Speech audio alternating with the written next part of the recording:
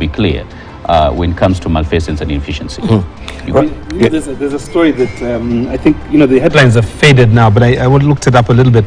The Lands Ministry official, whose current home valued 80 million, right? He's just had his assets seized.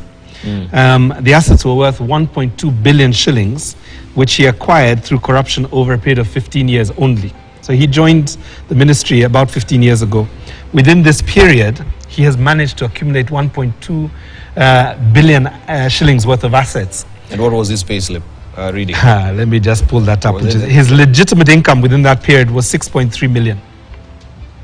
Now, 6.3 million, but he earned 1.2 million. The man is probably heading to the Olympics in terms of economic gymnastics. Gymnastics. That is the right phrase. Huh? Now, I think for me, we have to congratulate the Ethics and Anti-Corruption Commission for taking this step, because I think seizure of assets is one way in which you create a deterrent, even as the court process continues. So this person is not guilty until a court pronounces them guilty, right? So let's be clear. He has his right to bail, he has his right to legal advice, and he has a right to a fair trial. However, these assets should be seized and should be held by the state until it is proven by him how he managed to accumulate this amount of wealth over such a short period of time. I think that's the way to go. Seizure of assets. I think that would be too extreme. And let me say why. He shouldn't too extreme. Seizure of assets. That's because your payslip is not reflected. This is because we called out the gene ourselves, and we have to also take it back to the bottle if we want. Because the Degwa Commission allowed civil servants and other people to do business, right? And therefore, the payslip is never, ever a true reflection of the legitimate earnings of individuals in this country. And I'm not every extra dime over your payslip is corruption. I think that's the argument we need to make. And until we decide that you cannot be a civil servant and do anything else, that you just serve as a civil servant, you retire, you live on your pension. But the moment we committed ourselves to this capitalist system, then what has happened is that majority of civil servants are farmers. And particularly they are the ones who are having large tracts of land and growing maize and wheat in Narok and elsewhere. So the problem here is not corruption, it is the raw productivity of the civil bureaucracy. Because this is where you have people... Can I push you on this one a little bit? Please. So the issue is not so much that it is pure, this income or these assets purely have come from their income. The issue is that he is not able to explain how else he has been able to make that large amount of money. And I think the question of transparency, particularly from a revenue taxation perspective, KRA has a legitimate right to ask you, how have you earned this money? If you cannot explain it, it should be seized. And investigations essentially demonstrate what actually have you been doing for the last 15 years to generate 1.2 billion shillings. 1.2 billion. No, that's even small. There are people with the trillions. But this is also, get it this way.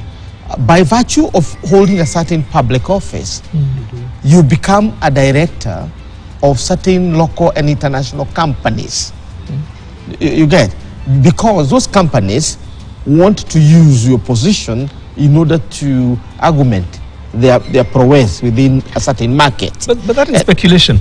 Let me just read the statement from the EACC. We have established that he illegally acquired the assets when he entered into contracts with property development companies, organizations, and members of the public, which is where the private sector comes, to facilitate valuation, payment of government stamp duty, title processing, and purportedly conducting forensic audit services.